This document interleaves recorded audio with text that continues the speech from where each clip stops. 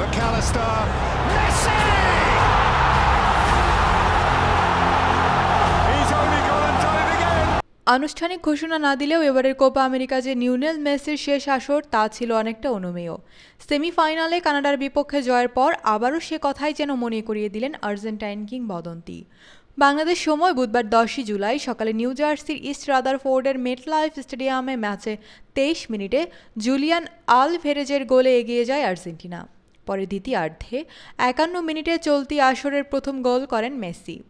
এতে 2-0 গোলের জয়ে কোপা আমেরিকার ফাইনাল নিশ্চিত হয় বর্তমান চ্যাম্পিয়নদের। ফাইনাল নিশ্চিত করে শেষের ইঙ্গিত দিলেন মেসি। কানাডার বিপক্ষে ম্যাচ সেরা পুরস্কার হাতে নিয়ে আর্জেন্টাইন কিংবদন্তি জানান, শেষের ম্যাচগুলো খেলছেন তিনি। মেসি বলেন, জানি এগুলো আমার শেষ দিকের লড়াই, আমি এগুলো পুরোপুরি উপভোগ করছি। এবার ফাইনালে ওঠা সহজ ছিল না, আমাদের উপভোগ করতে হবে, প্রতিটি মুহূর্তকে উপভোগ করতে হবে। 2 কোপা সহ টানা 3টি মেজর টুর্নামেন্ট জয়ের হাতছানি মেসি ও আর্জেন্টিনার। এই যাত্রাটা যে সহজ ছিল না তা মনে করিয়ে দিয়ে তিনি বলেন, এই দলটা যা করছে এটা পাগলামি, আর্জেন্টিনা জাতীয় দল যা করছে তাও। এটার পর অনেক বেশি গুরুত্ব দেওয়া হবে ফাইনাল খেলা খেলোয়াড়দের, যারা পুরনো প্রজন্মের ছিল। আগামীকাল বৃহস্পতিবার সকালে দ্বিতীয় সেমিফাইনালে মুখোমুখি হবে কলম্বিয়া উরুগুয়ে। এ ম্যাচের শিরোপা জয়ী দলের বিপক্ষে আগামী সোমবার সকালে মুখোমুখি হবে আর্জেন্টিনা।